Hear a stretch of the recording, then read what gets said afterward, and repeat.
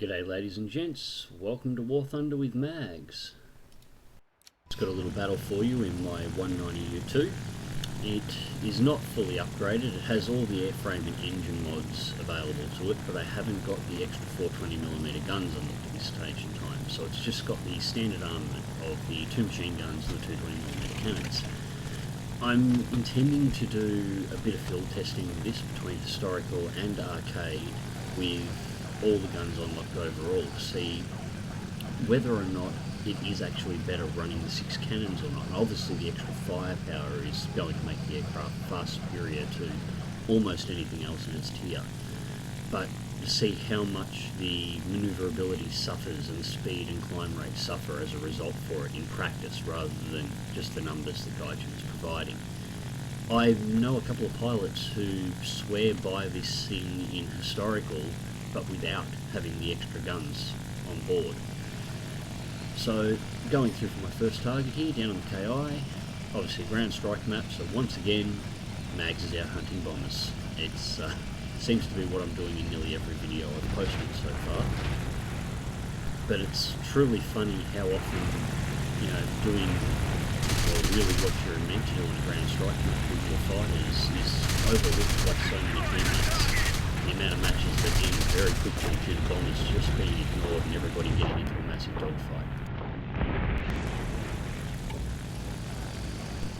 For those of you who are experienced with 190s are probably going to point out multiple flaws the whole way through this. I ground my Germans were the first nation to reach jet level, but I've actually been off playing them for a while. I've been working on Japanese, sort of kinda grinding my Russian lineups and working very heavily on my British lines to get up into the meteors, and specifically I really wanted to try Vampire, so I'm only starting to play my German lineup again now. As a result, my 190 and 109 piloting skills have gone a little south. This was one of the first matches that I played after switching off my jet lineup in the Germans and going back to a tier 10-11 setup. As I said in one of the past videos, I found tier 10-11 to be the best area to grind credits and grind XP.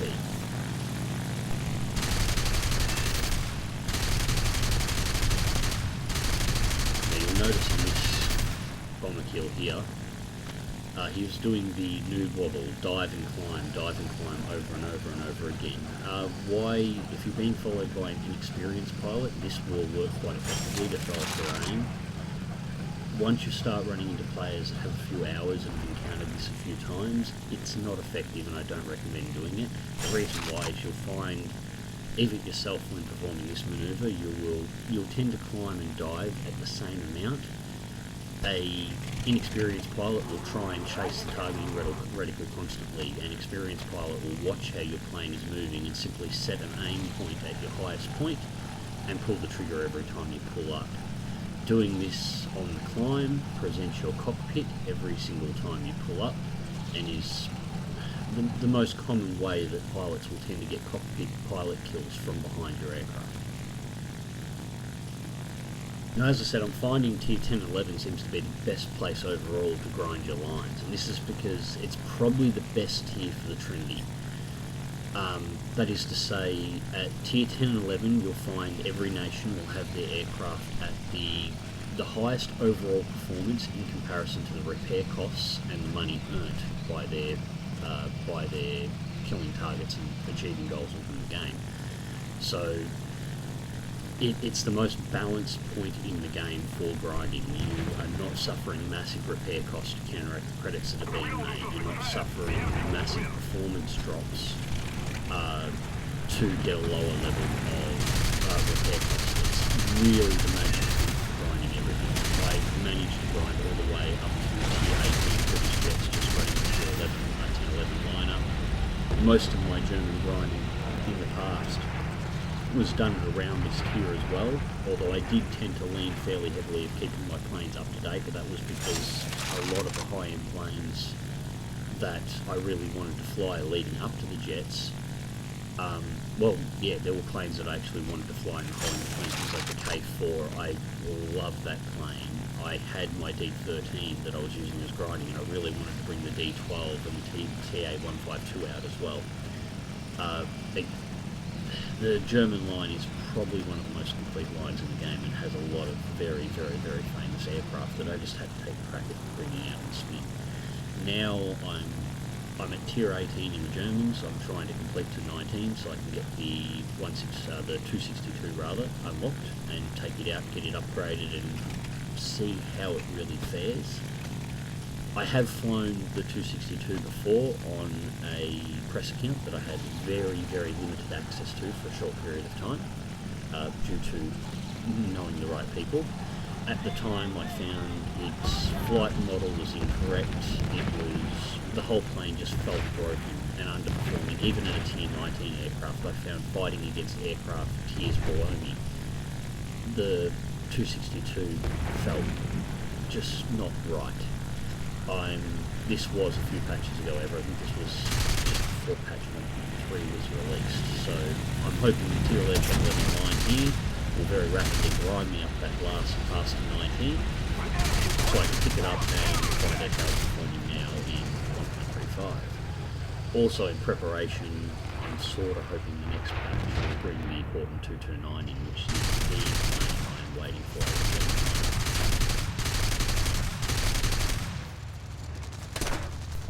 So again, just continuing to chase bombers. Seems to be a lot of these little Japanese bombers out at the moment. They're surprisingly hard to take down.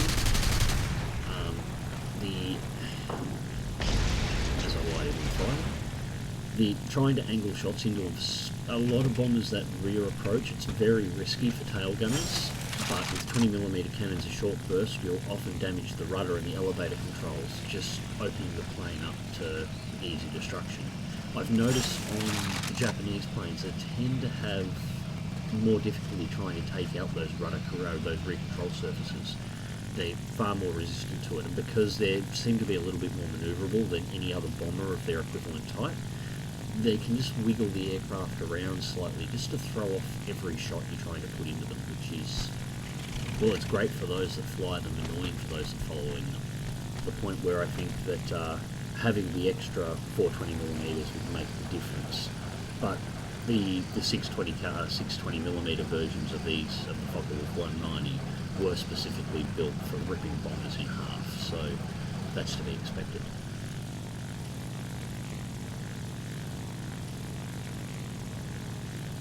So just checking the enemy scores again, finding out who's on top, who's in the area, who's a threat, and looking for more targets. Another B-25 is trying to roll around.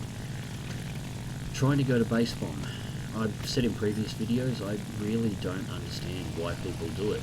The rewards are lackluster at best for pulling off a base bomb, and unless you're in one of the big 4-engine heavy bombers, it's nearly impossible to take out a base in the time frame you're given within the game.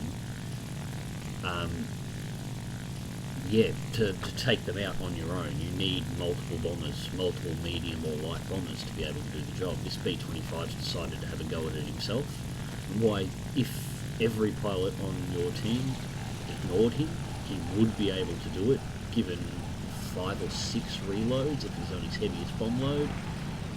The chances of anybody leaving a bomber alone for that amount of time is just unlikely. I can understand people attempting it in a Euro solo or a B-17 solo, so the heaviest bomb loads like 42 to 3. This B-17, honestly, I wish my B-17 was like this whenever I bring it out. This was incredibly resistant to damage.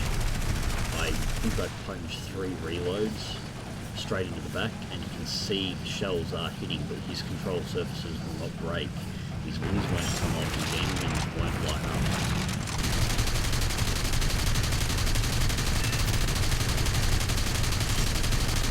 So there's shots like that in any other match would just tear the bomber in half, but this time he just did not want to die.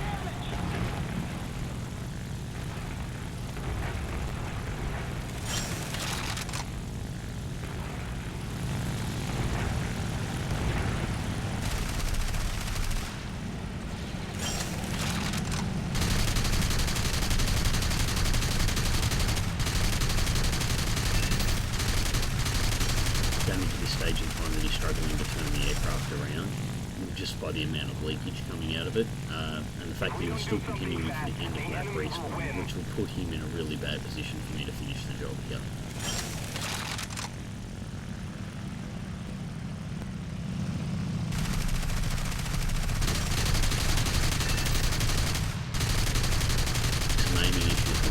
So you'll notice there I triggered the machine guns first and waited till I saw the impact point on the MGs before I started firing the cannons. This is so running stealth ammo and being relatively unfamiliar with the aircraft, as I haven't flown in a very long time. Using the MGs to pinpoint the approximate fall spot for the cannons is a lot more efficient than just dumping cannon rounds at the target until you're dry and hoping you've got the aim right. So the B-17 finally went down, complimented him on his survival skills in chat, and off we go looking for new targets. At this stage in time, however, the match is over. It looks like I'm the only fighter on my team that bothered to try and hunt down the bombers. They've basically smashed all our ground targets into submission, and as much as we are making a comeback at this stage in time, we have very rapidly closed the gap on where we were a couple of minutes ago. It's too little too late. They've only got 2 targets they've got to take down. It'll only take 1 bomber to slip through. While the team is probably starting to target bombers primarily now, any of these fighters has a bomb strapped on the bottom. Any of these aircraft could have what's needed to end this match now. So it's only a matter of seconds before it's all over.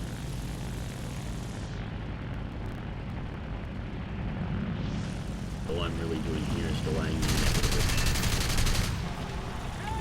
Just scooping up what kills and what hits that I can possibly achieve before the end of the match to make as much credits and as much XP as I can, so I can get the rest of the upgrades that I need on this aircraft. You will notice, besides the fact that I haven't been flying brilliantly this match, as I said earlier on, I'm sure a lot of people that are very familiar with this aircraft will point out a multitude of mistakes in the way that I was flying it. I have managed to avoid getting shot down, and that's simply because, as I've mentioned in previous videos, situational awareness being key. Every time I've dove in on a target or engaged a target, I've been aware of where every possible threat around me could be at that stage in time. Most of the hits that I've taken, the damage has been shots from rear tail guns, the bombers that I've been engaged, which will happen. Engaging off bombers, doesn't matter how perfectly you fly, if you've got a rear tail gun, you're likely to take hits. It is havoc through the oil smoke, or the oil smear across the glass. Around to get the kill shot and finish him off. He's obviously crippled, he's going back to the ground. I just want to make sure he doesn't have a chance to glide far enough to hit something.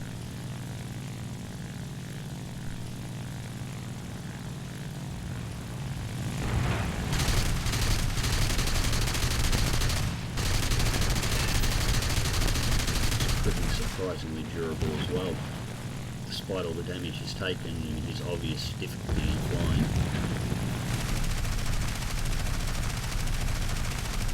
Tried to light up one of those engines to start a fire to finish it all off. He's got enough fuel and oil leaks at the moment that fire would easily finish the job.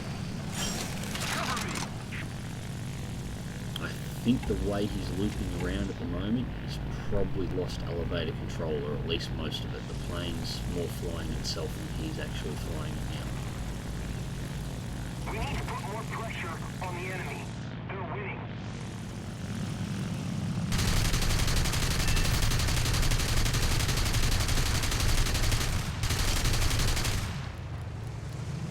Again, just trying to focus all my fire in the back of that right engine to light it up. I can see it's done crippling damage again, but unfortunately no fire. My incendiaries seem to be firing blanks.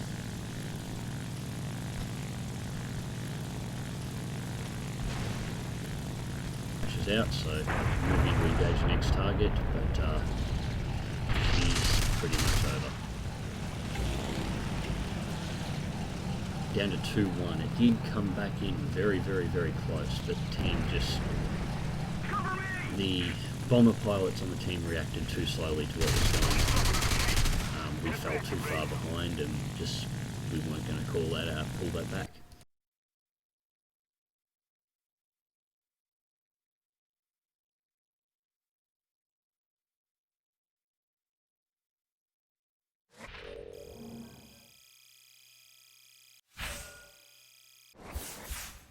There we go, one of my first flyouts in a while in the Focke-Wulf 190 U2. The Survivor badge, the Fighter badge, 7 kills, just over 30,000 credits, and just under 30,000 experience with premium. I really need to get my practice back in on my Germans, to be honest, and I really am looking forward to trying this thing with the 6 cannons and actually being able to do some historical comparisons as well as arcade comparisons on performance. As you can see, that's how modified the aircraft is at this stage in time. I've still got the upgraded 20mm to unlock, the final bomb mount, and the suspension mount so I can mount the bigger guns. But beautiful aircraft overall. Anyways folks, hope you enjoyed the video. Please click like if you do. Feel free to leave comments on the YouTube channel. She's open for that. If you want to see more, please subscribe and fly safe.